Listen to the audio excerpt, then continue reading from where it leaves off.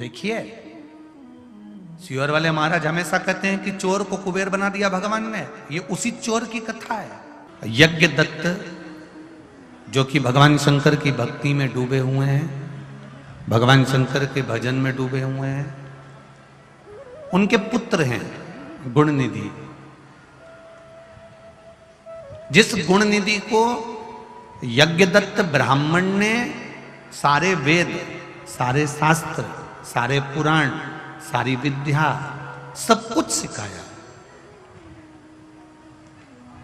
पर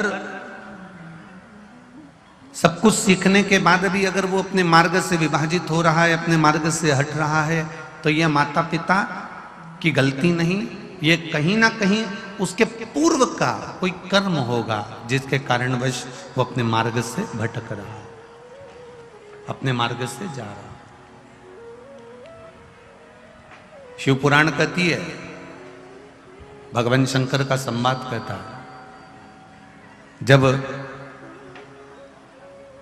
गुणनिधि रोज मंदिर के लिए निकलता, शाम के समय पर जाकर मंदिर में दीप लगाने के लिए जाता था, मंदिर में सेवा करने जाता था, पूजन करने जाता था, अर्चना करने जाता था, आराधना करने जाता था, और वो गुणनिधि अपने मित्रों की संगत में पड़ गया। वो गुणनिधि अपने मित्रों के कहने में आ गया।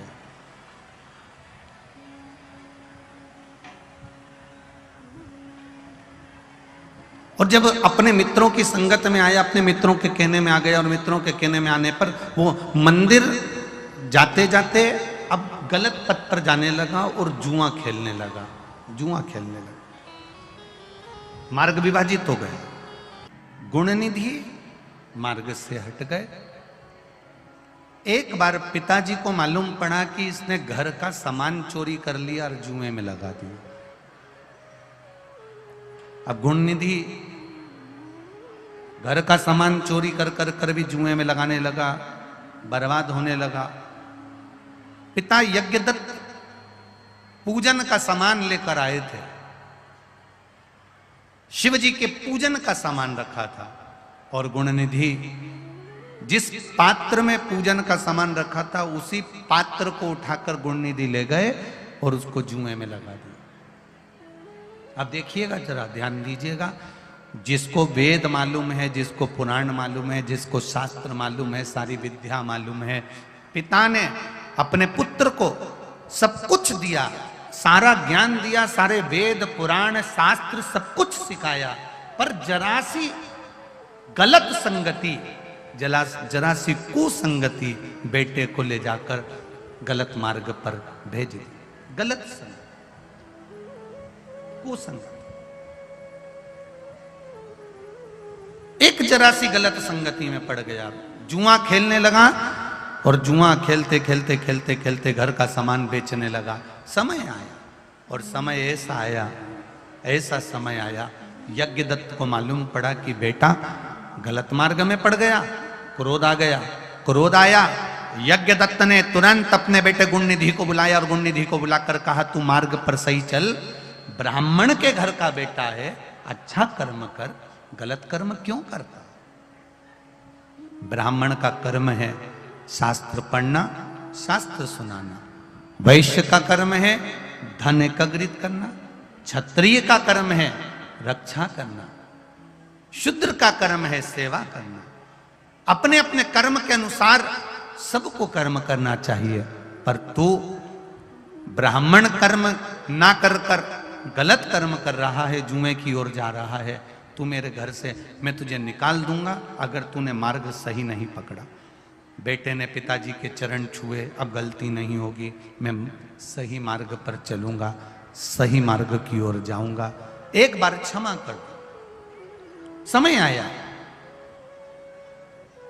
अब पिताजी कहीं से पूजन कर कर आए, थोड़ी सी दक्षिणा कहीं से मिल गई होगी, रख दी होगी यज्ञदत्त ने।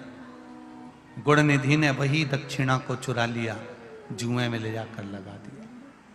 भोजन करने के भी घर में धन नहीं बच रहा, क्रोध आ गया। समझाओ, बच्चे अगर गलत मार्ग पर जा रहे हैं, बच्चे अगर गलत मार्ग की ओर अग्रसर हो रहे हैं, माता पिता से निवेदन करूंगा, अपने बच्चों को मारना कम, डांटना कम, चिल्लाना कम, समझाना ज्यादा। अब गुण निधि पिताजी से कहकर चले गए, उसके बाद में फिर चोरी कर ली। पिताजी ने गुण निधि को निकाल दिया, गुण निधि को निकाला, धक्के मारकर बाहर कर दिया। आज के बाद मेरे घर में मत आना। गुण निधि बाहर चले गए, मित्रों के यहां गए, मित्रों ने नहीं रखा। कौन मित्र रखेगा भाई? कौन मित्र रखेगा? वारी दुनिया, मतलब की दुनिया में किसी का कोई नहीं। तुम्हारे पास में धन है तो सब तुम्हारे हैं, तुम्हारे पास में धन नहीं कोई नहीं। तुम्हारे पास में पद है, सब तुम्हारे हैं। तुम्हारे पास में कुर्सी है, सब तुम्हारे हैं। तुम्हारे पास में प्रतिष्ठा है, सब तुम्हारे हैं। तुम्हारे पास में यश है, सब तुम्हारे हैं। अपने भीतर से यह बात निकाल दो कि संसार के लोग मेरे साथ में हैं। नहीं, संसार के लोग कभी किसी के साथ नहीं होते। संसार के लोग केवल तुम्हारे समय के साथ होते हैं। तुम्हारा समय अच्छा है तो दुनिया के लोग तुम्हारे साथ हैं। तुम्हारा समय बेकार आया कि दुनिया के लोग दूर हो जाएंगे। ये संसार के लोग बस समय के साथ चल रहे हैं। आपका अच्छा समय है, सब आपके साथ हैं। आपका समय बिगड़ा, आपके साथ के सब चले जाएंगे। गुण निधि अपने सारे मित्रों के पास में गया, दोस्तों के पास जाकर कह रहा है, अरे भाई मेरे पिताजी ने मुझे निकाल दिया, मेरे पिताजी ने धक्के मारकर निकाल दिया। जो जुआ खेलने वाले मित्र थे उन्होंने भी धक्का मारकर निकाल दिया। तेरे पास लगाने के लिए कुछ भी नहीं है, क्या लगाएगा, क्या रखेगा, चल निकल यहां से। जुआ खेलने वालों ने निकाल दिया, मदिरा पान करने वालों ने निकाल दिया। कल कथा में कहा था, ताली, थाली और प्याली, ये तीन बर्बाद करने वाले होते हैं। प्रशंसा करने वालों से दूर रहना, होटल में खिलाने वालों से दूर रहना और मैं खाने में ले जाकर पिलाने वालों से दूर रहना। ये कभी भी लात मारकर निकाल सकते, ये कभी भी तुम्हें धक्का मारकर निकाल सकते हैं। पहले तुम्हें पीना सिखाएंगे, गलत आदत डालेंगे, गलत आदत डालकर फिर तुम्हारा खर्चा करवाएंगे। तुम्हें होटल के खाने की आदत डालेंगे, तुम्हारे ऊपर पहले अपने पैसे तुम्हारे ऊपर खर्च करेंगे, बाद में तुम्हें पूरा की पूरा निगल जाएंगे। इनसे बचने का प्रयास करना। गुणनिधि ने पूछा, अब मैं करूं क्या? जुआ खेलने वालों ने धक्का मारकर निकाल दिया, तेरे पास जुए में लगाने वाला कुछ नहीं है। मदिरा पीने वालों ने धक्के मारकर निकाल दिया, तेरे पास कुछ भी नहीं है। दोस्तों ने पल्ला झाड़ लिया, तेरे पास कुछ भी नहीं है, भगा दिया। उसने अपने दोस्तों से कहा, बहुत भूख लग रही है, एक रोटी दे दो बस। वो एक रोटी नहीं दे पाए, एक रोटी नहीं दे पाए। गुणनिधि एक रोटी मंग रहा है अपने मित्रों से कि रोटी दे दो। शिव महापुराण की कथा कहती है, संसार के लोगों से गुणनिधि मंग रहा है, यह गलती कर रहा है। रिश्तेदारों के यहां जाओगे, लोग हंसेंगे, ठिठोली करेंगे, ताना देंगे। अपनों के पास जाओगे, ताना देंगे, ठिठोली करेंगे। दुनिया के लोगों के पास जाओगे तो लोग कह देंगे, पहले फूला फिरता तब जगत में रोता फिर रहा है। गुणनिधि सब दूर फिर आया, कहीं रोटी नहीं मिली। तब महादेव के मंदिर के दरवाजे पर बैठा। दिन में लोग मंदिर में भजन गा रहे, कथा सुन रहे, कीर्तन कर रहे, जल चढ़ा रहे। रात तक इंतजार करता है कि मंदिर के अंदर जाऊंगा तो जो प्रसाद पड़ा है उसको खा लूंगा। प्रसाद पड़ा है उसको चोरी कर कर खा लूंगा, जो नैवेद्य पड़ा है उसको चुरा लूंगा। चोरी के लिए रात तक इंतजार करता रहा। रात्रि होने लगी, दरवाजा बंद हुआ। गुणनिधि अंदर प्रवेश कर गया, खिड़की को खोलकर अंदर जाकर प्रसाद को चुराकर बस बाहर निकल रहा था कि मंदिर के लोगों ने देख लिया कि कोई चोर चोरी कर कर जा रहा है। मंदिर के लोगों ने पकड़ा, पकड़ने के बाद उसको मारना प्रारंभ करा। शरीर से दुर्बल हो चुका था क्योंकि व्यसन में डूबा हुआ था। वहीं जब मारना चालू करा, बस हाथ में भगवान का नैवेद्य रखा हुआ था हाथ में भगवान का प्रसाद रखा हुआ था, चोरी कर कर बाहर निकल रहा था। लोगों ने मारना चालू करा, प्राण छूट गए, प्राण चले गए, मर गए। देखिए, सियोर वाले महाराज हमेशा कहते हैं कि चोर को कुबेर बना दिया भगवान ने। ये उसी चोर की कथा है जिसको भगवान ने कुबेर बनाया। ये उसी चोर की कथा है। अब मर गया, यम के दूत बंदी बनाने आ गए।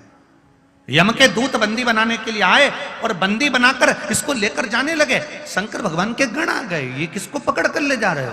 अरे ये चोर है, जुआ खेला, मदिरापान करा, मांसाहार करा, वेश्यावृत्ति करी, गलत काम करा, सब कुछ गलत करा। एक ब्राह्मण के घर में जन्म लेने के बाद भी अच्छा नहीं बन पाया। एक ब्राह्मण के घर में जन्म लेने के बाद शुभ कार्य नहीं कर पाया। ए भाई, अगर कुछ पुण्य जीवन का करा होता है तो उसका फल मिलता है, फल मिलता है। अगर जिंदगी का कोई पुण्य करा है तो उसका फल मिलेगा। इसको नहीं ले जा सकते तुम। क्यों? इसने पाप करा है, हम कह रहे हैं। शिवशंकर भगवान के गण कहते हैं इसने पाप के साथ में एक पुण्य करा है। क्या? जब मंदिर के अंदर चोरी करने गया तब वहां पर अंधेरा बहुत था, प्रसाद चोरी करने के लिए इसको मिल नहीं रहा था। इसने अपना कपड़ा छोटी सी चिंगारी में आग लगाई और उस कपड़े से उजाला कर कर चोरी में चोरी का सामान अर्थात खाने के लिए नैवेद्य ढूंढ रहा था। बस इसने भगवान के मंदिर में उजाला कर दिया, इसलिए इसकी जिंदगी में भी उजाला हो गया। अंत में जब शंकर भगवान के धाम में पहुंचा, शिव के धाम जब पहुंचा, शिव जी ने कहा इसका अगला जन्म एक आनंद के साथ में होगा। ये कालिंग राज अरिदम के घर में उनका बेटा दम बनकर जन्मेगा और उसका नाम दम हो गया। कालिंग राज के नगर में अरिदम के घर में एक बेटे ने जन्म लिया जिसका नाम दम है।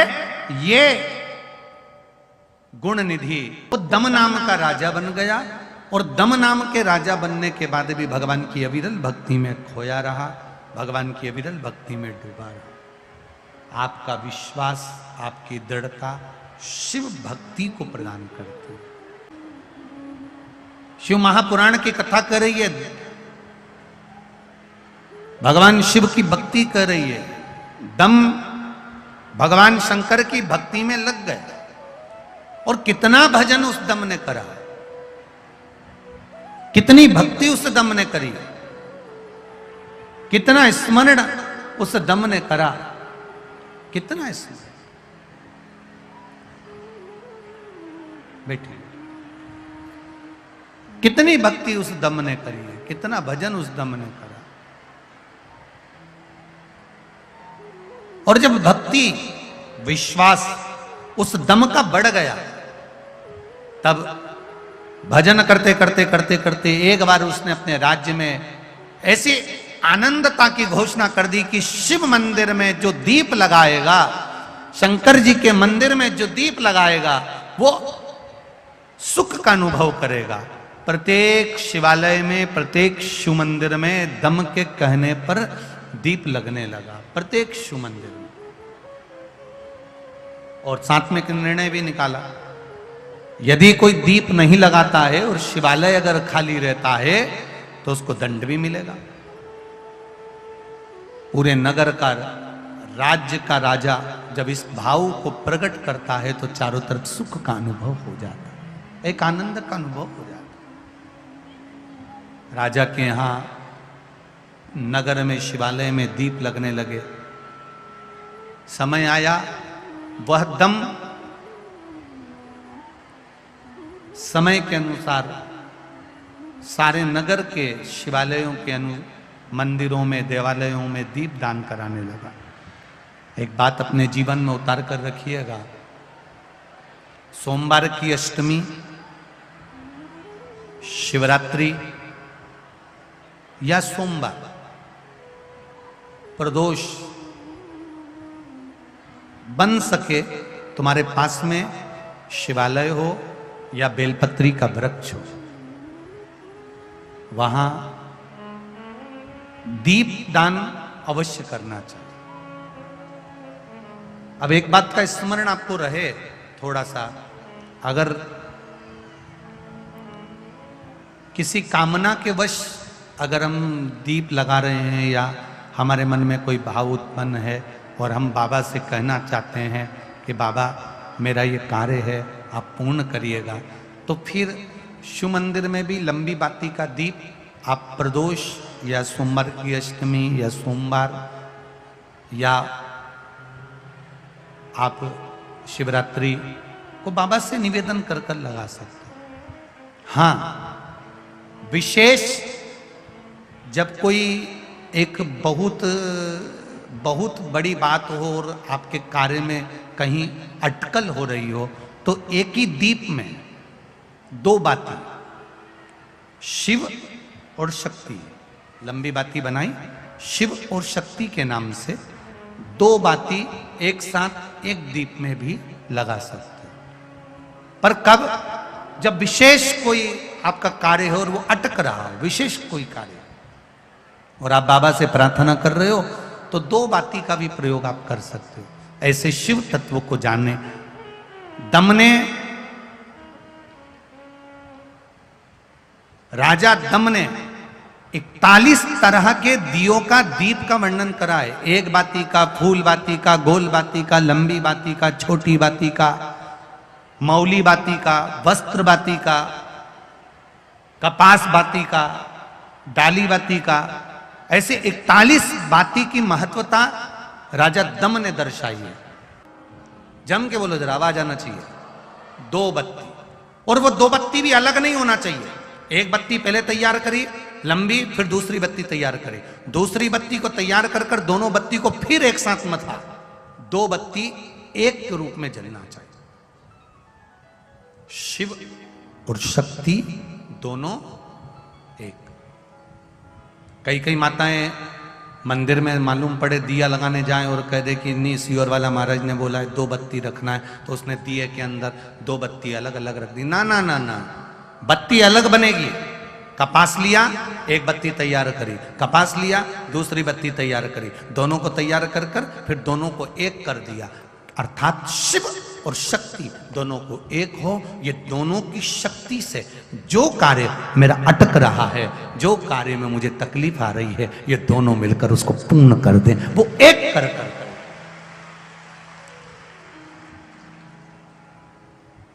कहीं कहीं आप लोगों ने देखा हो महाराष्ट्र साइड में और दक्षिण में, महाराष्ट्र साइड में और दक्षिण में आप लोग देखना, महाराष्ट्र की जो माताएं होती हैं, दक्षिण साइड के लोग होते हैं, या राजस्थान मारवाड़ के जो लोग होते हैं, वो पतली पतली बत्ती के 108 बत्ती बना लेती हैं। आप लोगों के यहाँ भी ऐसा होता होगा, इधर नोएडा साइड में भी इधर करते होंगे। पतली पतली बत्ती बना, 108 बत्ती का उसने एक 108 बत्ती जोड़ी और उसमें उसने ऐसा बांध लिया। बांधने के बाद कार्तिक महीने में उसको बना कर रखा, घी में भिगो कर रखा, फिर उसको जलाया। बोलो देखा है कि नहीं देखा? किस किसने देखा है? आप लोगों ने यहाँ भी देखा होगा, वृंदावन में बांके बिहारी जी के यहाँ, या फिर यमुना जी के घाट पर, या गंगा जी के घाट पर, हरिद्वार में आपने देखा होगा। कई माताएं पतरी पतरी बत्ती बनाती है और बत्ती बनाने के बाद उसकी 108 करके उसको बांध कर फिर घर से लेकर जाती है, घी के दिए में उसको रख कर फिर उसको जला देती है।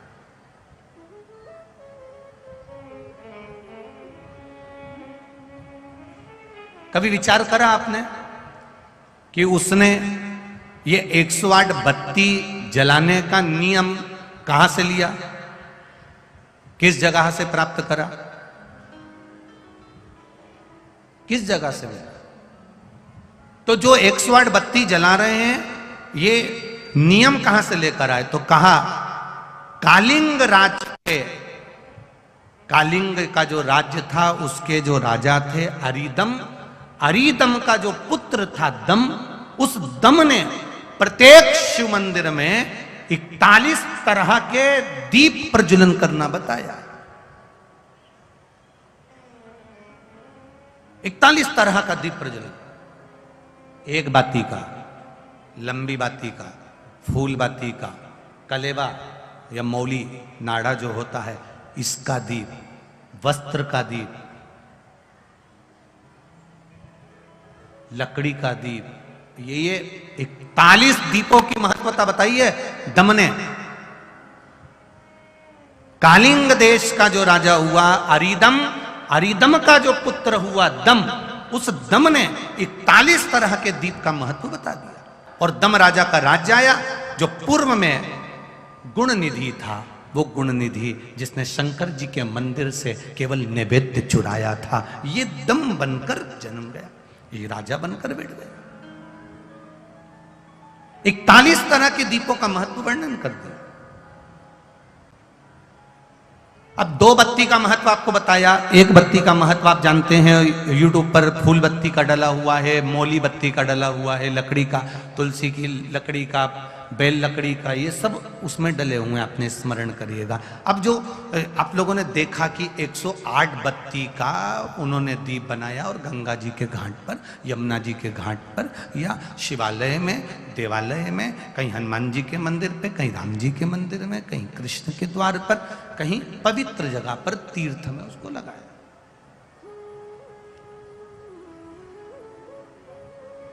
तो दम की कथा कर रही है।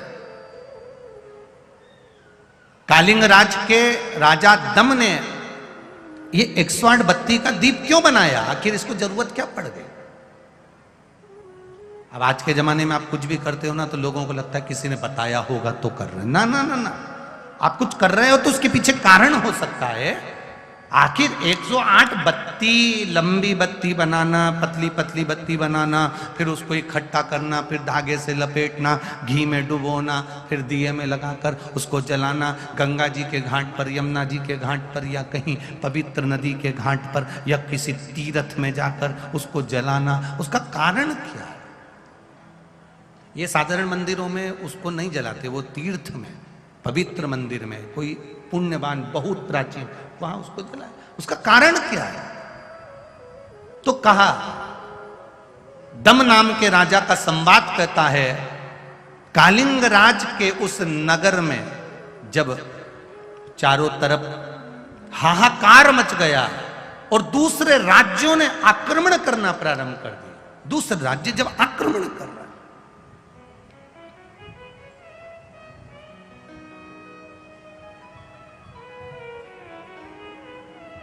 एक तुम्हारा छोटा सा प्लाट, बहुत अच्छे से समझो, पहले अपनी बात पे समझेंगे तब अपन कथा तक पहुंचेंगे। अपना एक छोटा सा प्लाट, उस प्लाट पर रजिस्ट्री तुम्हारी, पैसा तुमने खर्च कर दिया और उस प्लाट पर कब्जा दूसरे ने कर लिया।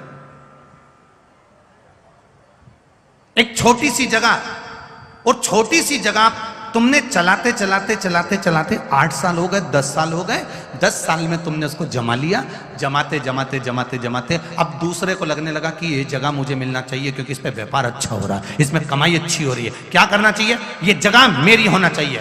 इधर से भी प्रेशर आया, इधर से भी प्रेशर आया, सामने से भी प्रेशर आया, चारों तरफ से जब आक्रमण होने लगता है हर जगह से, जैसे एक बीमारी व्यक्ति को है, एक छोटी सी बीमारी व्यक्ति को है, और वो छोटी सी बीमारी, अब डॉक्टर ने कह दिया हमको लग रहा है ये बीमारी छोटी नहीं है, ये बीमारी बड़ी हो सकती है, हो सकता है ये बीमारी और बड़ी हो। 108 बाती का महत्व, 2 बाती की मूलता, उसी तरह अनेक बाती का महत्व दम राजा की कथा कहती है। समय आया, दम राजा के प्राण छूटे, जिसने शिव मंदिर से मात्र थोड़ा सा नैवेद्य चुराया, मरने पर दम राजा बना, वहां से छूटा। पद्मकल्प के अंतर्गत पुलस्त बाबा के यहां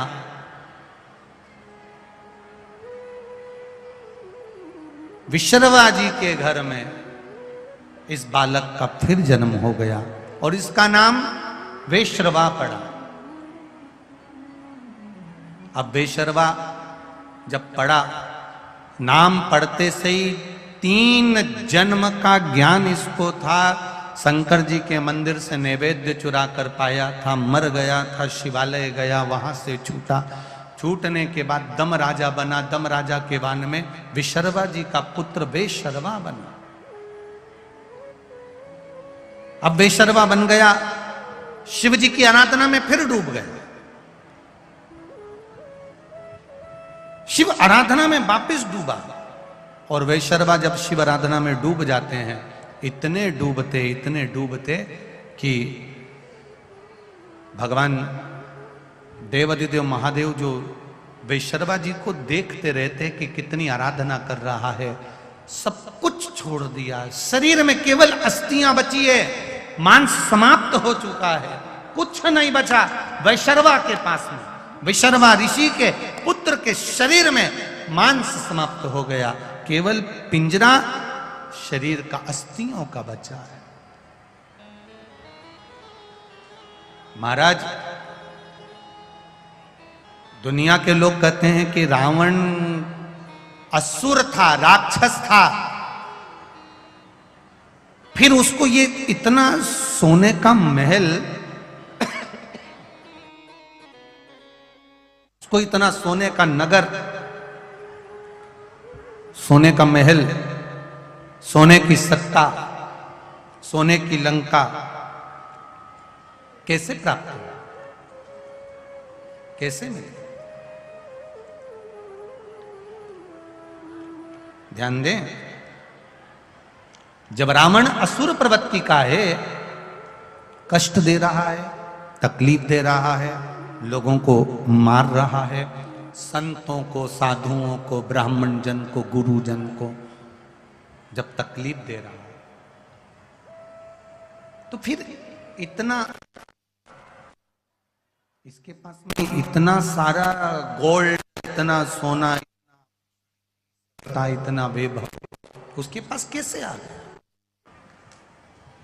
लंकाधिपति रावण के पास में इतना वैभव कैसे आ गया? इतना धन कैसे आ गया? इतनी सत्ता कैसे आ गई? इतना बल कैसे आ गया? कारण क्या है? तो एक शिव महापुराण का ये चरित्र अपने जीवन में याद रखना। घर में अगर कोई शांत हो जाता है तो पूरे परिवार में सूतक लग जाता है। अगर एक घर में अगर एक कुछ गमी हो जाए तो पूरे परिवार में सूतक लग जाता है। उसी तरह शिव पुराण कहती है, घर में अगर एक भगवान शंकर की आराधना करने वाला हो जाए तो पूरे घर में वैभवों की कमी नहीं हो पाती।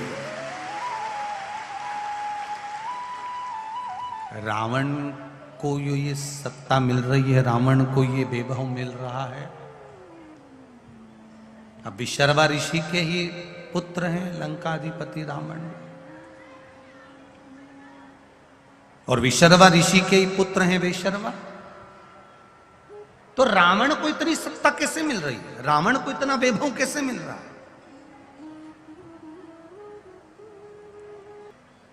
फिर ध्यान से सुनना, उज्जैन के ऋणमुक्तेश्वर मंदिर की दीवार पर पत्थर पे अंकित शिव महापुराण की एक लाइन लिखी हुई है। वो अपने जीवन में कभी आप उज्जैन जाएं तो ऋणमुक्तेश्वर मंदिर में दर्शन करिएगा।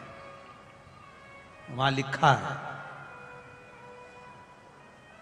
शिव को जल चढ़ाने वाला, शिव महापुराण की कथा सुनने वाला, शंकर का भजन करने वाला, शिव का गुणगान करने वाला, शिव का पंचाक्षर षडाक्षर स्मरण करने वाला, शिव तत्व के जानने वाला, शंकर के मंदिर तक जाने वाला, शिव महापुराण की कथा श्रवण करने वाला, कराने वाला, बाचने वाला, सुनने वाला, दूसरे को कहने वाला,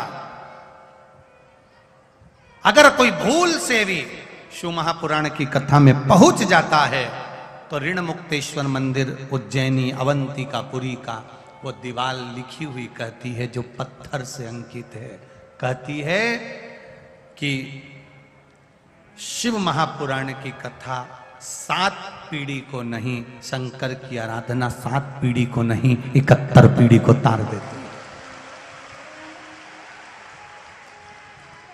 यहां 7 पीढ़ी का तो भ्रम ही हटा दीजिए, यहां 7 पीढ़ी का भ्रम समाप्त कर दीजिए, यहां 71 पीढ़ी, 1-2 पीढ़ी की बात ही नहीं है, 2-4-8 पीढ़ी की तो कोई संवाद ही नहीं है हमारा। 71 पीढ़ी अवंतिका कर रही है, 71। अब रावण कष्ट देने वाला, रावण सबको परेशान करने वाला, रावण सबको कष्ट प्रदान करने वाला, रावण संत ब्राह्मण साधुजन गुरुजन को कष्ट देने वाला, यज्ञ नष्ट करने वाला, परेशान करने वाला, देवताओं को बंदी बनाकर रखने वाला। जब इतना कष्ट रावण सबको दे रहा है तो रावण को फिर इतना वैभव कैसे प्राप्त हुआ? यह रावण का खुद का वैभव नहीं है, ये रावण की खुद की दौलत नहीं है, ये रावण की खुद की सत्ता नहीं है। रावण को ये वैभव, ये सत्ता, ये दौलत कहां से प्राप्त हुई? तो कहा विशर्वा ऋषि के पुत्र रावण भी हैं और विशर्वा ऋषि के पुत्र वेशर्वा भी हैं। वेशर्वा ने जब शंकर भगवान की आराधना करना प्रारंभ करी, इतनी आराधना करी, इतनी आराधना करी, इतनी आराधना करी कि शंकर भगवान ने उस वेशर्वा को आशीर्वाद देने के लिए शिवजी प्रकट हो गए, सामने आए, सामने प्रकट हुए। मांग, वैशर्वा तुम्हें क्या चाहिए? वैशर्वा ने जैसे ही नेत्र को खोला, शिवजी का इतना प्रकाश कि वैशर्वा की आंखें बंद हो गई। शिवजी ने कहा मांग लो, तुमको क्या चाहिए? शंकर जी कह रहे मांगो, तुम्हें क्या दिया जाए? नेत्र खोल रहा है, फिर आंखें बंद हो जाती है, फिर नेत्र खोले, फिर आंखें बंद हो गई। अब की बार आंख बंद कर कर कह रहा है प्रभु मांग लूं? हाँ मांग। शिवजी ने कहा मांग लो, मांग तुझे क्या चाहिए? आपके चरणों का दर्शन हो जाए। इतना प्रकाश है कि मैं आपके चरण का दर्शन भी नहीं कर पा रहा हूं, आपके चरणों का दर्शन हो जाए, बस कृपा कर दो। शिवजी ने प्रकाश को थोड़ा कम करा, गला पकड़ रहा, शिवजी ने प्रकाश को थोड़ा कम करा।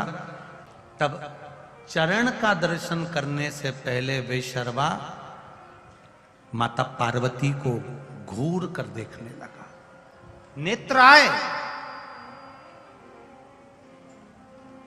पर उस नेत्र से वेशर्वा ने सबसे पहले पार्वती जी को घूर कर देखा, पार्वती जी की ओर टकटकी लगाकर देखा है। माता पार्वती को क्रोध आ गया, पार्वती जी ने वेशर्वा के एक बाएं नेत्र को समाप्त कर दिया, भस्म कर दिया।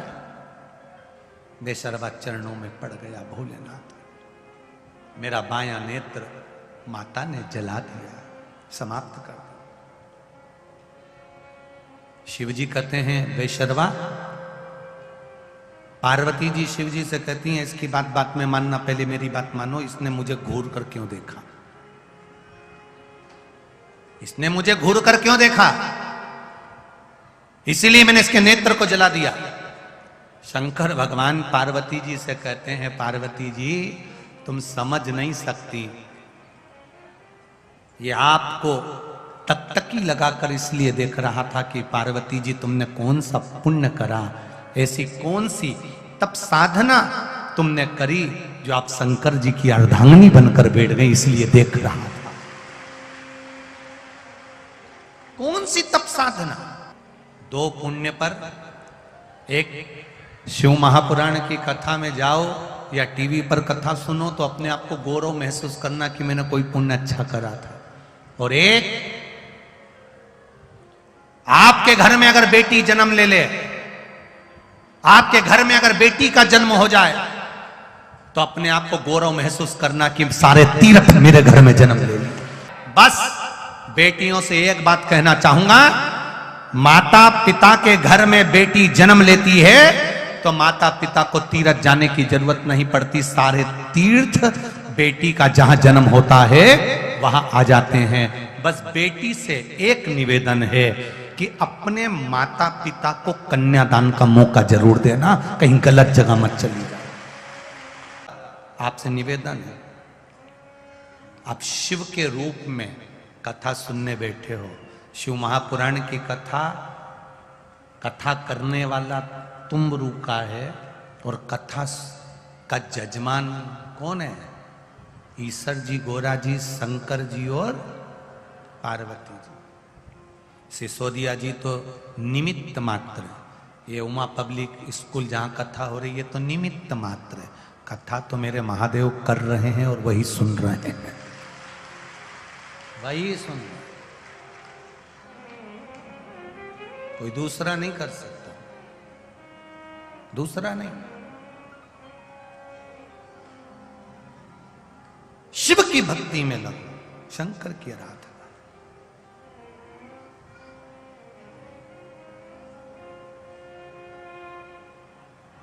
जब शिव भक्ति में लगोगे तो जीवन का एक आनंद पा जाओ। गौरवता महसूस करना, तुम्हारे घर में बेटी जन्म ले तो सारे तीर्थ आ गए। विशर्वा के पुत्र वैशर्वा जी माता पार्वती जी से शिव जी कह रहे हैं, इसने तेरे को देखा इसलिए था कि तूने ऐसा कौन सा पुण्य कर दिया था, कौन सा पुण्य करा जो तू शिव जी की अर्धांगिनी बन गई, तेरी तप साधना कितनी प्रबल होगी, इसलिए ये तुम्हें देख रहा था और तुमने इसकी आंख भस्म कर दी, इसका नेत्र जला दिया। तुमने ठीक नहीं करा पार्वती। पार्वती जी कहती है, मैं अपनी गलती की क्षमा मांगती हूं, आपसे निवेदन करती हूं, 2 जन्म पहले यज्ञदत्त ब्राह्मण का पुत्र गुण निधि था, ये शिव मंदिर में चोरी करी थी इसने, बाद में ये दम नाम का राजा बन गया, फिर छूटा, वैशर्वा के नाम से ये प्रसिद्ध हो गया। पार्वती जी कहती है, सब बात भूलती हूं, इसका नाम, इसने मुझे गलत भाव से देखा था इसलिए इसको मैं कुबेर कहती हूं। अब आप इसे वर दो कि ये कुबेर के सिंहासन पर जाकर बैठ जाए, इसको कुबेर बना दिया। नवनिधि, देवादिदेव महादेव कहते हैं, सुन कुबेर, मैं तुझे नवनिधि प्रदान करता हूं, और सुन कुबेर वैशर्वा, तेरे घर में, तेरे परिवार में लंकाधिपति रावण भी होगा, लंकेश भी होगा, उसने बहुत पाप करा होगा, पर घर का एक व्यक्ति अगर शंकर की आराधना करता है, घर का एक व्यक्ति अगर शिव को जल चढ़ाता है, घर का एक व्यक्ति भी अगर शिव महापुराण की कथा को टीवी पर, मोबाइल पर या पंडाल में कैसे भी श्रवण कर लेता है, वो अपनी 71 पीढ़ी को पार लगा देता है। 71 पीढ़ी पार। भगवान ने कुबेर बना दिया उस चोर को, 9 निधियां प्रदान कर दी उस चोर को। शिव कथा कहती है, जो दिल से देव अधिदेव महादेव का भजन करता है, स्मरण करता है, कथा सुनता है, बाबा उसको 9 निधि प्रदान कर देते हैं, उसके जीवन से कष्ट, रोग, दुख दूर कर देते हैं, भक्ति देते हैं मेरे महादेव, विश्वास देते हैं मेरे महादेव। राधे राधे, जय श्री कृष्ण। यदि आपको हमारा प्रयास अच्छा लगा तो कृपया हमारे चैनल को लाइक करें, सब्सक्राइब करें तथा अपने दोस्तों में शेयर करें, और साथ ही साथ बेल आइकन भी प्रेस करें ताकि आगामी सभी अपडेट आपको समय पर मिलते रहें। राधे राधे, जय श्री कृष्ण। श्री शिवाय नमस्तुभ्यं।